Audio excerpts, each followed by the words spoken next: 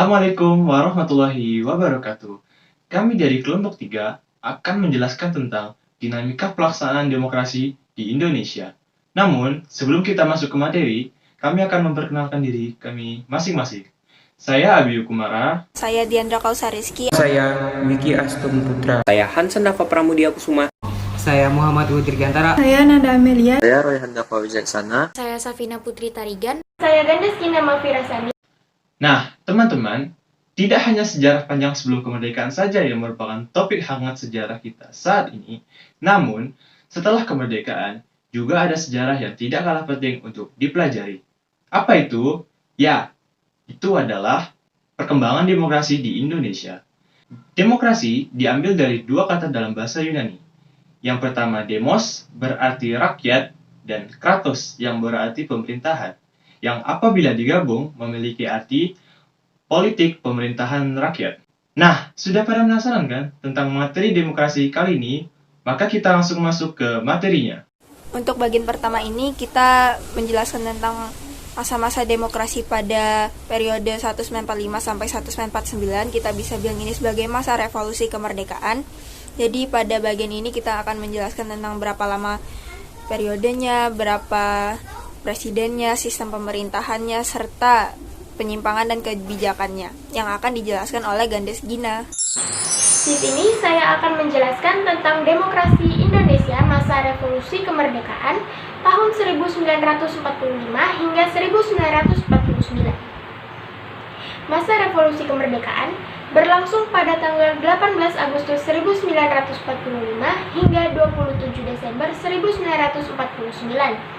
Pada saat itu, bentuk negara kita kesatuan, bentuk pemerintahan kita republik, sistem pemerintahan kita presidensial, dan konstitusi kita yang tentu saja Undang-Undang Dasar 1945. Adapun presiden dan wakil presiden yang menjabat kala itu adalah Insinyur Soekarno dan Muhammad Hatta mulai dari 18 Agustus 1945 hingga 19 Desember 1948. Kemudian digantikan sementara oleh Bapak Syarif Syafruddin Prawira Negara, Ketua PDRI atau Pemerintah Darurat Republik Indonesia, mulai dari 19 Desember 1948 hingga 13 Juli 1949. Hal ini dikarenakan terjadinya agresi militer Belanda yang kedua dan diasingkannya para pemimpin Indonesia. Setelah situasi kembali normal, Insinyur Soekarno dan Muhammad Hatta kembali memimpin, mulai dari 13 Juli 1949 hingga 27 Desember 1949. Di masa inilah, masa revolusi kemerdekaan berakhir. Pada masa pemerintahan revolusi kemerdekaan ini, pelaksanaan demokrasi baru terbatas pada berfungsinya pers yang mendukung revolusi kemerdekaan. Sedangkan elemen-elemen demokrasi lain belum sepenuhnya terwujud karena kondisi dan situasi yang tidak memungkinkan. Partai-partai politik tumbuh dan berkembang cepat. Fungsi utama partai politik adalah ikut serta memenangkan revolusi kemerdekaan dengan menanamkan kesadaran untuk bernegara dan semangat anti penjajahan. Karena keadaan yang tidak mengizinkan, pemilihan umum belum dapat dilaksanakan. Tetapi pada periode ini telah diletakkan hal-hal yang mendasar bagi perkembangan demokrasi di Indonesia, yaitu yang pertama, pemberian hak-hak politik secara menyeluruh. Semua warga negara yang telah dianggap dewasa mempunyai hak politik yang sama. Kedua, kekuasaan presiden dibatasi. Kekuasaannya dibatasi oleh Komite Nasional Indonesia Pusat atau KNIP. Yang ketiga, dengan maklumat wakil presiden, maka dimungkinkan terbentuknya partai politik. Inilah letak dasar sistem kepartaian di Indonesia. Pada awal kemerdekaan, segala kekuasaan dijalankan oleh presiden, dibantu oleh KNIP atau Komite Nasional Indonesia Pusat. Untuk menghindari kesan bahwa Indonesia adalah negara yang absolut, maka pemerintah mengeluarkan 1. Maklumat Presiden nomor 10 tanggal 16 Oktober 1945 tentang KNIP yang berubah menjadi lembaga legislatif. 2. Maklumat Pemerintah tanggal 3 November 1945 tentang pembentukan partai politik. 3. Maklumat Pemerintah tanggal 14 November 1945 tentang perubahan sistem pemerintahan presidensial menjadi parlementer.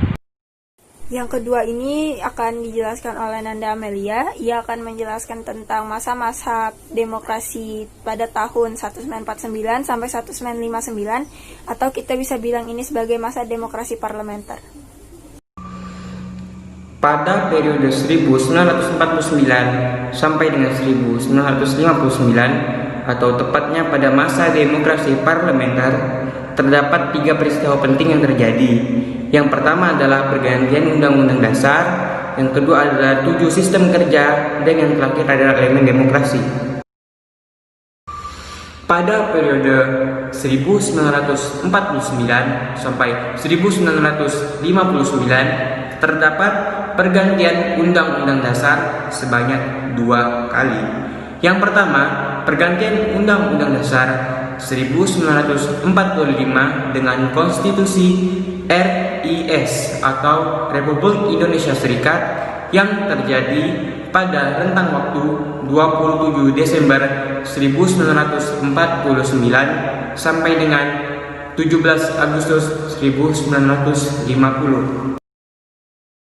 Yang kedua, peristiwa sistem kerja. Terdapat 7 sistem kerja. Yang pertama, kekuasaan legislatif dijalankan oleh DPR yang dibentuk melalui pemilu multipartai. Partai politik yang menguasai mayoritas kursi DPR membentuk kabinet sebagai penyelenggaraan pemerintahan negara.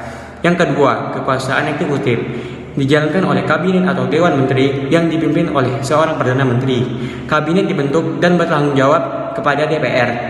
Yang ketiga, presiden hanya berperan sebagai kepala negara, bukan kepala pemerintahan. Adapun kepala pemerintahan dijabat oleh perdana menteri.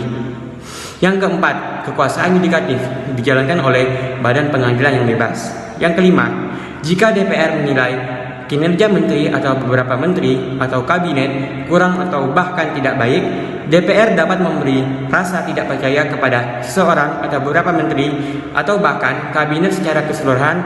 Jika diberi masih tidak percaya, para menteri atau kabinet itu harus mengundurkan diri atau membubarkan diri. Yang keenam, jika kabinet bubar, presiden akan menunjuk formatur kabinet untuk menyusun kabinet baru. Yang ketujuh atau yang terakhir, jika DPR mengajukan mosi tidak percaya lagi kepada kabinet baru tersebut, DPR dibubarkan kemudian diadakan pemilihan umum. Masa demokrasi parlementer merupakan masa demokrasi kejayaan di Indonesia, karena hampir semua perwujudan elemen demokrasi dapat ditemukan di kehidupan politik pada periode ini, seperti 1. Lembaga perwakilan rakyat atau parlemen berperan tinggi dalam proses politik. Perwujudan kekuasaan parlemen terlihat dari sejumlah mosi tidak percaya pada pihak pemerintah, sehingga kabinet harus melepaskan jabatan walaupun pemerintahan baru berjalan selama beberapa bulan, seperti Juanda Kartawijaya yang diberhentikan dengan mosi tidak percaya dari parlemen. 2. Akuntabilitas atau pertanggungjawaban pemegang jabatan dan politisi pada umumnya sangat tinggi. Hal ini dikarenakan berperannya parlemen serta sejumlah media massa sebagai alat kontrol sosial. Sejumlah jatuhnya kabinet pada periode ini juga menjadi contoh konkret tingginya akuntabilitas. 3. Kehidupan kepartaian memperoleh peluang yang sebesar-besarnya untuk berkembang secara maksimal. Di periode ini, Indonesia menganut sistem multipartai, yang mana terdapat 40 partai politik yang terbentuk dengan tingkat otonomi yang tinggi dalam hal rekrutmen, baik pemimpin, pengurus, ataupun para pendukungnya. Pemerintah tidak ikut campur dalam hal tersebut. 4. Sekalipun pemilihan umum hanya dilakukan 1 kali pada tahun 1955, tetapi pemilihan umum tersebut benar-benar dilaksanakan dengan prinsip demokrasi. Kompetisi antar partai politik berjalan sangat intensif dan fair. Setiap pemilih juga mendapatkan hak pilih secara bebas tanpa ada paksaan dari pihak manapun. 5. Masyarakat umumnya mendapatkan hak-hak dasar dan tidak dikurangi sama sekali. Meskipun tidak semua warga negara memanfaatkan hak-hak dasar secara maksimal, tetapi untuk hak berserikat dan berkumpul dapat diwujudkan dengan terbentuknya sejumlah partai politik dan organisasi peserta pemilu. Kebebasan pers serta kebebasan berpendapat juga dirasakan dengan baik. Masyarakat juga bisa mengkritik kinerja dari pemerintah, seperti Dr. Halim, mantan Perdana Menteri, yang menyampaikan surat terbuka terhadap kinerja yang dilakukan oleh Presiden Soekarno pada tanggal 27 Mei 1955. 6. Dalam masa parlementer, daerah-daerah memperoleh otonomi yang cukup, bahkan seluas-luasnya dengan asas desentralisasi sebagai landasan untuk mengatur hubungan antara pemerintah pusat dan pemerintah daerah. Apa udah ada yang pernah dengar apa itu Dekret Presiden 1959? Kalau misalnya sering baca sejarah pasti ngerti itu apa. Nah, ini nih terjadi pada saat masa demokrasi terpimpin, yang dimana itu demokrasi yang ada di Indonesia tahun 1959 sampai 1965 yang akan dijelaskan oleh Muhammad Uhud Dirgantara. Kinerja Dewan Konstituante yang berlarut-larut membawa bangsa Indonesia ke dalam persoalan politik yang pelik. Situasi seperti ini sangat berpengaruh besar terhadap kondisi keamanan nasional karena dapat membahayakan persatuan dan kesatuan bangsa. Melihat situasi ini sangat berbahaya apabila terus dibiarkan, Insinyur Soekarno selaku kepala negara pun mengeluarkan Dekret Presiden pada 5 Juli 1959 untuk mengeluarkan bangsa Indonesia dari persoalan pelik itu. Di dalam dekret tersebut, Presiden menyatakan pembubaran Dewan Konstituante dan kembali pada UUD NRI tahun 1945. Sejak diberlakukannya dekret tersebut, Presiden memperkenalkan satu sistem demokrasi baru, yaitu demokrasi terpimpin, di mana pada sistem demokrasi ini, kedudukan Presiden tidak hanya sebagai kepala negara, tetapi juga sebagai kepala pemerintahan. Dalam masa demokrasi terpimpin, Presiden menempatkan dirinya sebagai satu-satunya institusi paling berkuasa di Indonesia, sehingga muncullah istilah pemimpin besar revolusi. Adapun ciri-ciri demokrasi terpimpin ialah sebagai berikut. Pertama, terbatasnya peran partai politik. Pada masa demokrasi terpimpin tidak ada dilakukan pemilihan umum. Pada masa ini, partai-partai politik tidak berfungsi sebagai pengisi jabatan politik dalam pemerintahan, tetapi lebih kepada elemen penopang kekuatan lembaga kepresidenan. Namun berbeda halnya dengan ABRI. Pada masa ini, justru peranan ABRI semakin meluas hingga ke ranah politik. Pada masa ini juga, di dalam lembaga kepresidenan mulai berkembang paham komunisme. Kedua, terbentuknya Dewan Perwakilan Rakyat Gotong Royong. Dewan Perwakilan Rakyat Gotong Royong atau yang disingkat dengan DPRGR tidak hanya merupakan instrumen politik, tapi juga lembaga kepresidenan. Hal ini membuat peranan lembaga legislatif menjadi lemah dalam sistem politik nasional.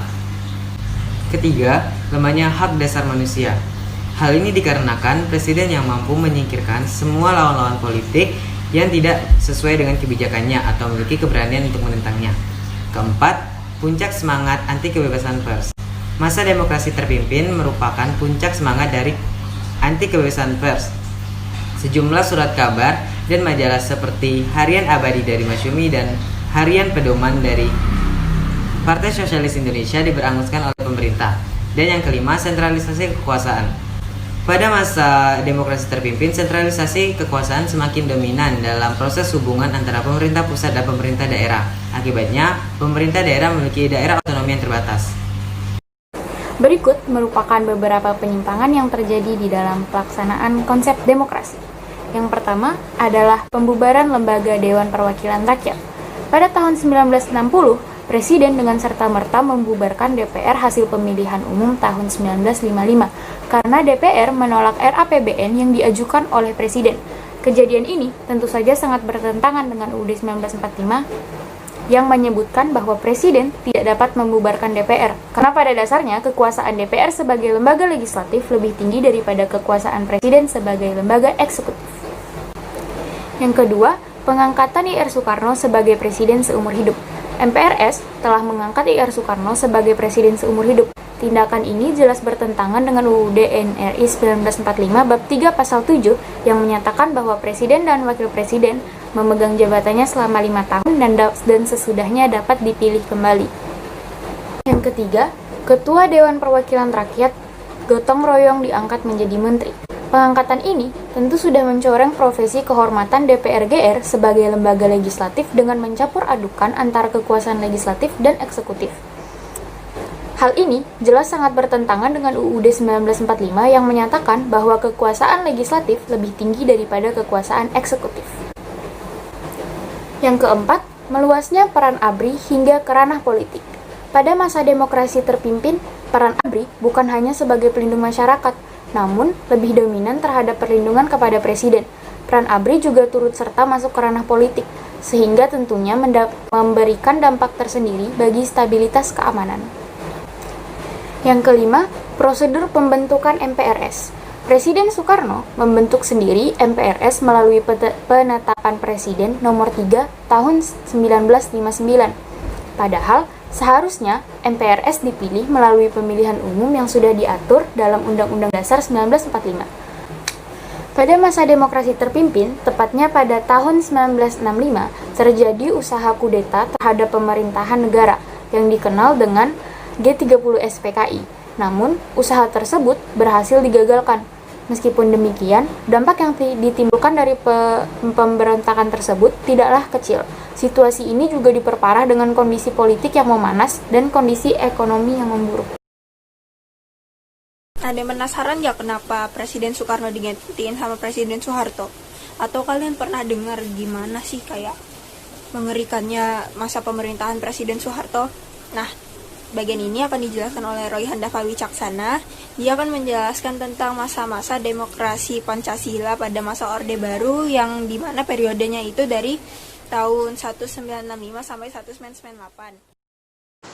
Periode demokrasi ini dilaksanakan setelah PKI atau Partai Komunis Indonesia gagal melakukan pencanangan G30S PKI atau yang biasa dikenal dengan Gerakan 30 September.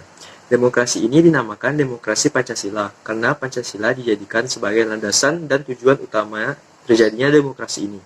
Pada masa ini juga terjadi peristiwa pergantian presiden dari Presiden Soekarno yang pemerintahannya secara otoriter menjadi Presiden Soeharto. Rakyat percaya kepada Presiden Soeharto karena 3 hal. Yang pertama yaitu Soeharto sebagai tokoh utama Orde Baru dipandang sebagai sosok pemimpin yang mampu mengeluarkan bangsa Indonesia dari keterpurukan. Yang kedua, Soeharto berhasil membubarkan Partai Komunis Indonesia atau PKI. Yang ketiga, Soeharto berhasil menciptakan stabilitas keamanan Indonesia pasca pemberontakan Partai Komunis Indonesia dalam waktu yang singkat. Namun, ternyata pemerintahan Orde Lama dan Orde Baru ini tidak terdapat perbedaan yang terlalu signifikan, yakni pemerintahannya masih berupa otoriter. Tambah lagi, pada masa Orde Baru, Presiden merupakan pusat dari segala proses politik. Pada zaman Orde Baru, Presiden memiliki sejumlah legalitas yang tidak dimiliki oleh siapapun. Teori demokrasi Pancasila tampak meyakinkan, tetapi faktanya setelah dilaksanakan, rakyat tak bebas berpendapat dan mengkritik jalannya pemerintah. Hal inilah yang membuat pelaksanaan demokrasi Pancasila ini tak sesuai harapan karena pelaksanaannya sama dengan kediktatoran. Yang terakhir kita akan dibawa untuk mengetahui masa demokrasi yang terakhir periode 1998 sampai sekarang, yang dimana akan dijelaskan oleh Hansen Dava Pramudiakusuma. Jadi dia akan menjelaskan tentang perubahan-perubahan bagaimana berbedanya masa reformasi sekarang dengan masa lalu, improvementnya apa, terus kita juga bisa tahu ciri-cirinya juga. Berakhirnya masa Orde Baru ditandai dengan penyerahan kekuasaan dari Presiden Soeharto ke Wakil Presiden B.J. Habibie pada tanggal 21 Mei 1998. Pada kesempatan kali ini, saya ingin menjelaskan tentang perubahan pelaksanaan demokrasi pada Orde Reformasi atau tahun 1998 sampai sekarang. Perubahan pelaksanaan demokrasi ini dapat kita lihat dengan membandingkan orde-orde sebelumnya, terutama Orde Baru ke Orde Reformasi. Baiklah, mari kita mulai penjelasan pada kesempatan kali ini. Yang pertama adalah pemilihan umum lebih demokratis. Kita bisa lihat pada masa Orde Baru, pemerintahan terjadi secara otoriter, yang artinya pemerintahan terpusat kepada presiden dan badan-badan kementerian di dalamnya. Hal ini menyebabkan pemerintahan itu diatur banyak oleh presiden dan badan-badannya, yang menyebabkan aspirasi-aspirasi masyarakat tentang kementerian atau badan-badan penyelenggaraan negara sangatlah terbatas. sehingga menunjukkan demokrasi itu terlihat sangat minim ataupun tidak ada. Sedangkan pada Orde Reformasi, pemilihan umum seperti pemilihan legislatif sangat memerlukan aspirasi masyarakat atau pendapat masyarakat. Dapat dilihat dari pelaksanaan pemilihan umum secara legislatif, yang menyebabkan dan dapat kita bilang bahwa penyelenggaraan pada Orde Reformasi lebih demokratis atau lebih mengedepankan aspirasi rakyat atau pendapat rakyat. Lanjut kepada partai politik lebih mandiri. Artinya bahwa pada masa Orde Baru, partai politik sangat terbatas dan juga partai politik diatur oleh presiden dan juga badan-badannya berdasarkan golongan atau kesamaan identitas mereka. Contohnya adalah golongan padat karya ataupun golongan NU, yaitu golongan PPP atau golongan agama pada PPP. Nah, partai politik ini pada masa Orde Baru dapat dilihat bahwa mereka diatur oleh presiden atau badan-badannya. Sedangkan pada masa Orde Reformasi lebih variatif dan banyak-banyak yang bermunculan dengan berbagai identitas dan visi misi yang berbeda-beda. Dan juga pelaksanaannya lebih mandiri dari pada masa Orde Baru. Dan juga selain lebih mandiri, mereka juga tetap menjalankan konstitusi terkait dengan partai politik ini. Kemudian yang ketiga adalah pengaturan hak asasi manusia. Kita bisa lihat pada masa Orde Baru, hak asasi manusia seperti pendapat masyarakat dan juga hak hidup sangat terbatas. Yang bisa kita lihat bahwa pemerintahan itu sangat terbatas atau tidak terbuka dengan hak asasi manusia berupa pendapat atau aspirasi masyarakat kepada badan pemerintahan. Sedangkan pada masa reformasi, kita bisa lihat yang lebih demokratis, yaitu kepada aspirasi masyarakat atau pendapat masyarakat kepada pemilihan umum, yang sangat berpengaruh kepada penyelenggaraan pemerintahan. Hal ini menunjukkan bahwa pada Orde Reformasi, pengaturan hak asasi manusia lebih teratur dan juga lebih dihargai. Kemudian kita lanjut kepada lembaga demokrasi lebih berfungsi. Dikarenakan Orde Reformasi ini lebih demokratis dan juga lebih banyak mendengarkan hak asasi manusia dan juga aspirasi dan pendapat masyarakat, maka ada badan yang harus mengaspirasikan atau meruangkan, memediakan aspirasi-aspirasi ini. Maka dari itu, lembaga demokrasi yang bersifat seperti ini sangat aktif untuk mendapatkan aspirasi masyarakat. Lanjut kepada konsep trias politika, masing-masing bersifat otonom penuh. Yang artinya trias politika yaitu eksekutif, legislatif, dan juga yudikatif sangat berperan penuh dan juga sangat diatur oleh mereka sendiri. Wah, ternyata cukup berliku dan penuh tantangan ya sistem demokrasi di Indonesia. Jika kalian memiliki pertanyaan, silahkan tuliskan komentar di bawah ini. Kami dari kelompok 3 mengucapkan wassalamualaikum warahmatullahi wabarakatuh. Terima kasih sudah menonton.